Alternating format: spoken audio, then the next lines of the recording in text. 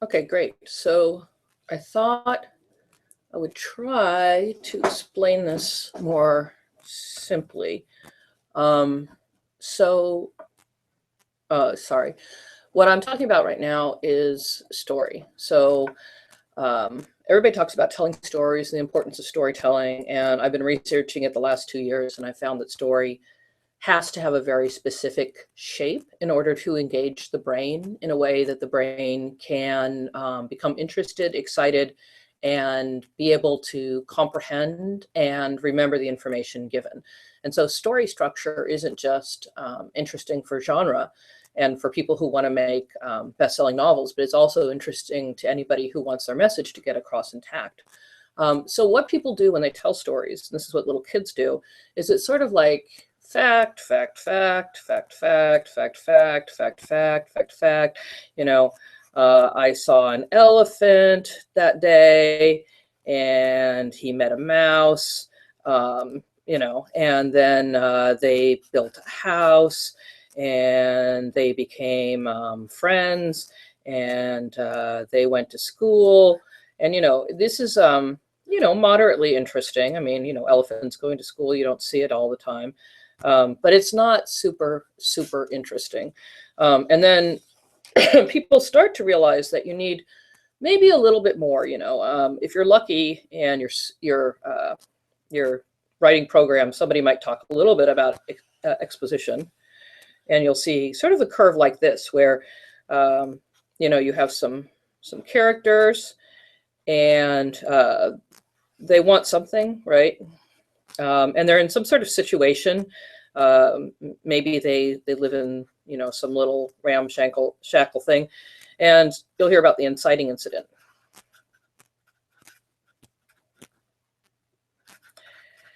And this is usually something that allows our character to suddenly decide to go after the thing that they really, really want, right? So maybe they see a girl that they like, and they're like, wow, okay, now I'm actually going to try to find the love that I've been seeking for. And in a really simple story, they'll try, and she'll be like, oh, hell no. And then maybe he'll, try harder, and she'll say, okay. And then sort of it's all downhill from there. It's like, yeah, they get married, and not downhill in a bad way, but just sort of interest level. And then they get married and they live happily ever after. I mean, it's an okay story. It's just not a super, super engaging story. And you'll see these arcs drawn a lot, and everybody agrees that this, right? But not everybody agrees on what this arc is. So I've seen it be called excitement.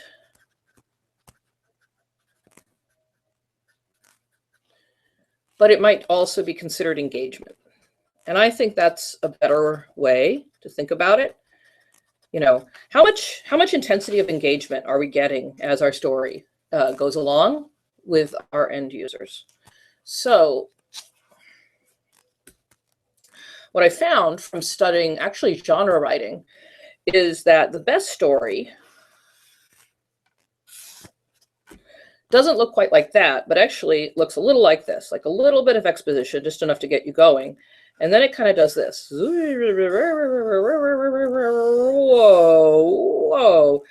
Actually, maybe it should be, once again, maybe this axis should be success, fail. This is the hard part. I can never figure out what to do with this axis. But let me explain what that is. So this is our exposition, right? And exposition, Hunter S. Thompson said, exposition is the enemy of story. And then what he meant by that is the longer you're setting up the story, the more bored people are becoming. So you want to keep it really short. As far as I can tell, you need a character. And the character needs a goal and a motivation.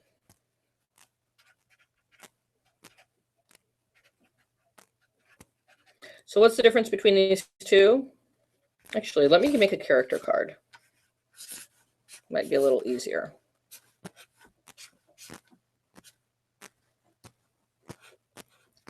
Looks a little creepy, but that's life. Okay, so they need a goal and they need motivation. There, now he looks nervous. We all feel for people who are nervous. So goal is find a girl, and the motivation is wants love. A goal might be find a job, and a motivation is needs stability.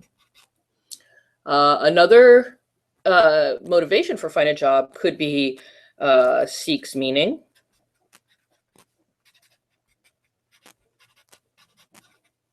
Another role thing for find a job could be,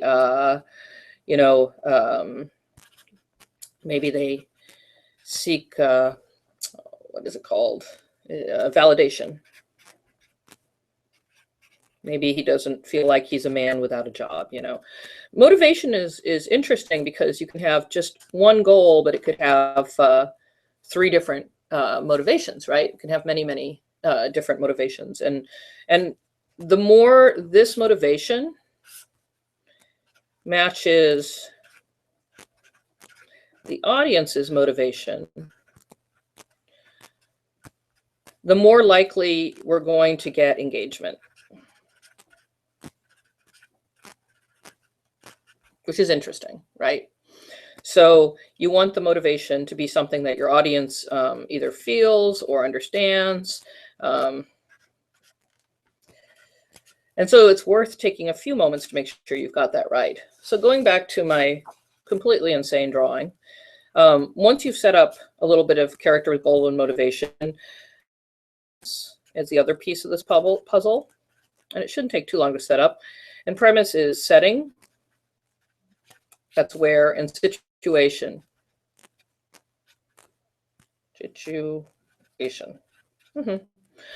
So setting is a place, like Silicon Valley, and situation is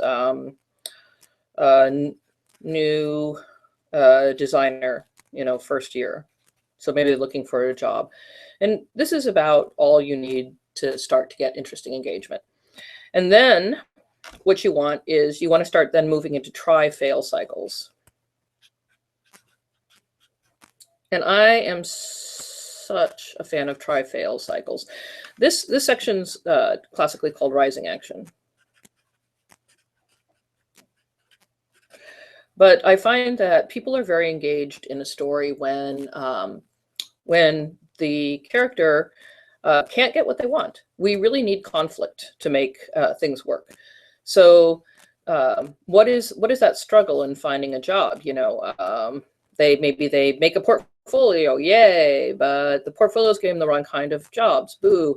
So they revise their portfolio, yay, but they still have a crappy resume. So people are like, I like your portfolio, but I don't think you have enough background. And so they intern, yay, but they intern at the wrong place, boo. The more you have try-fail cycles, the deeper the engagement. There is a point where people just get sick of it and they get a little tired of it.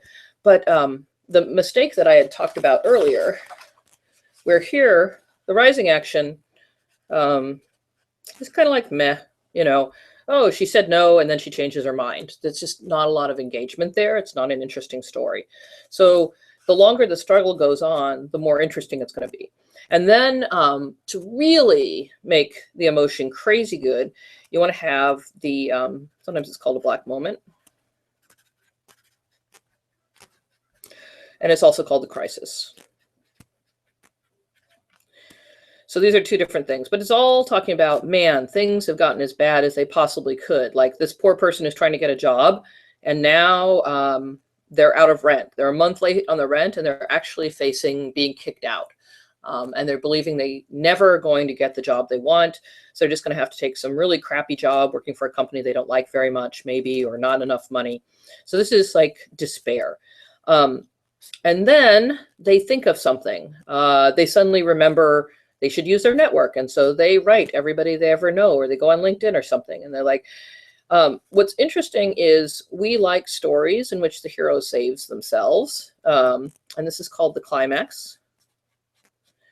And this is the moment where they have a moment and they suddenly get this, you know, awesome idea. Or if it was, that's the worst light bulb I've ever drawn.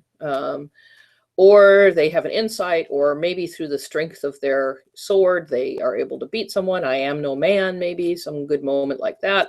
And that's the moment where they finally build it.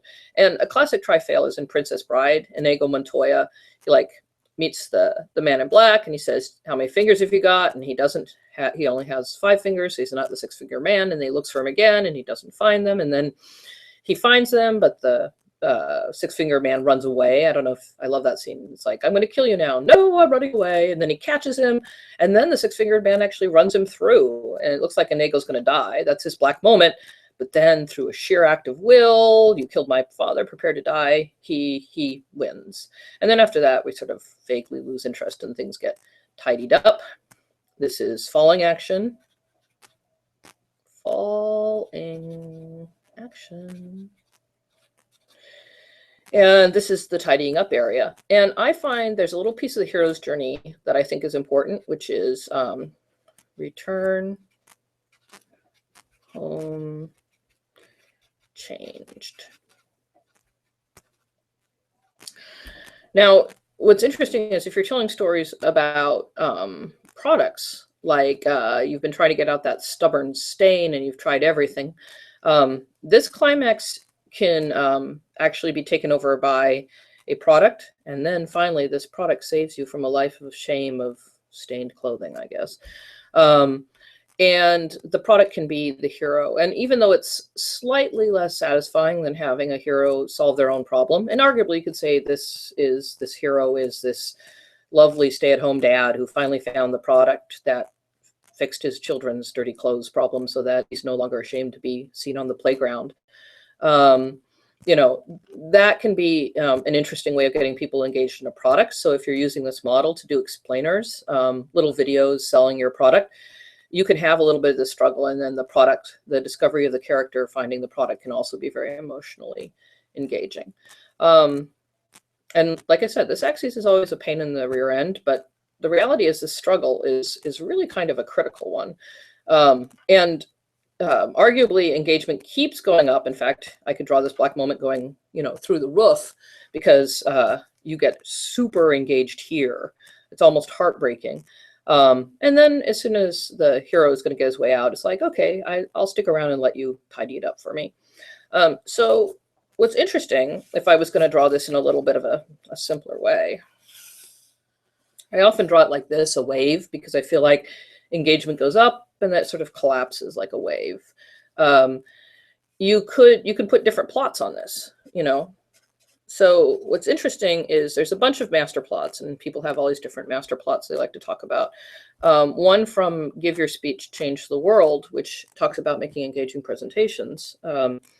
Talks about a couple ones, Stranger in a Strange Land, which I'm not quite as familiar with. Revenge, Boy Meets Girl, Rags to Riches. And to be honest, all these plots have the exact same shape. You just plot different things against them. Like Rags to Riches, you know, you start with a poor person, you know, and they go out and they're living in, you know, a cardboard box.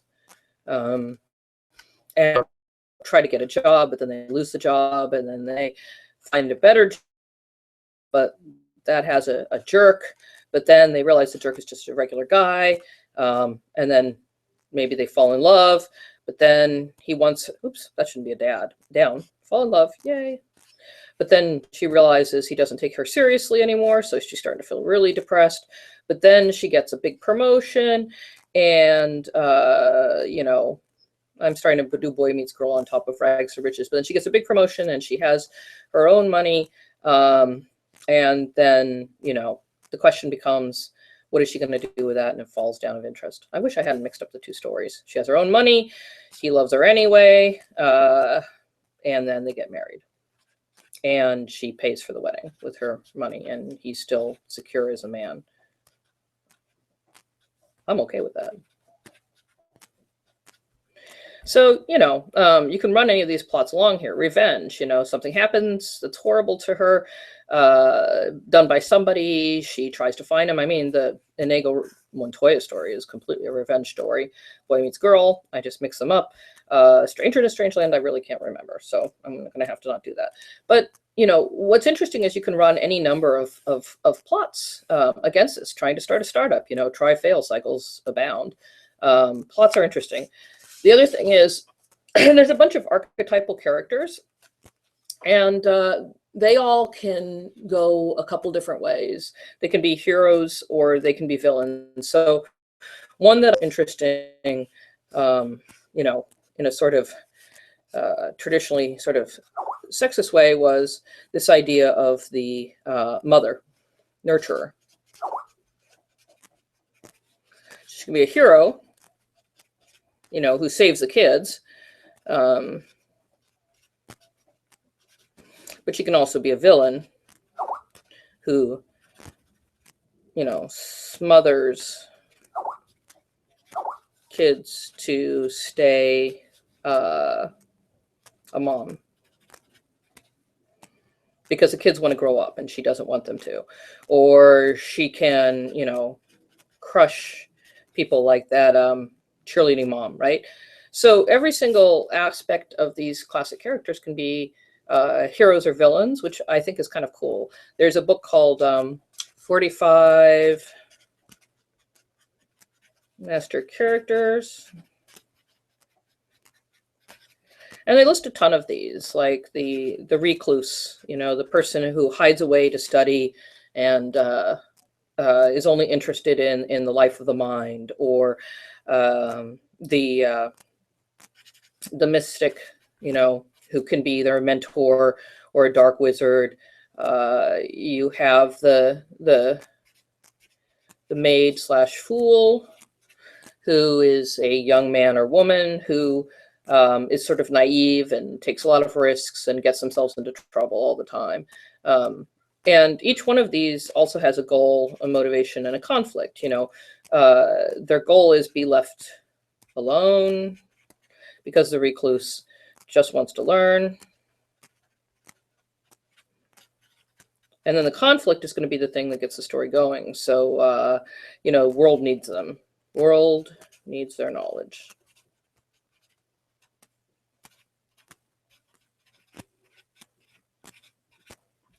Okay, so pretty straightforward stuff. There are tons of great books on these.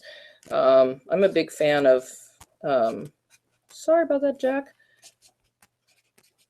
Eckhart's Storycraft. And if you want to get into all these crazy plot variations, this one will cover the arc. And he also does a good job with the tri-fail cycles. There's a book, 7 characters slots. There's also a 21 master plots. Like, everybody has a number. As far as I can tell, if you go to TV tropes,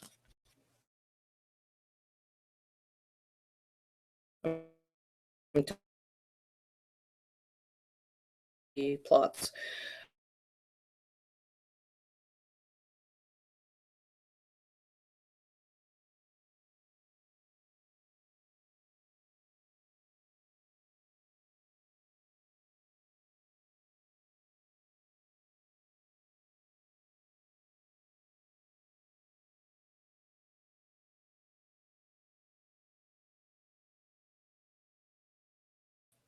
And most of your brain on story to find out more about why our brains love this stuff so much.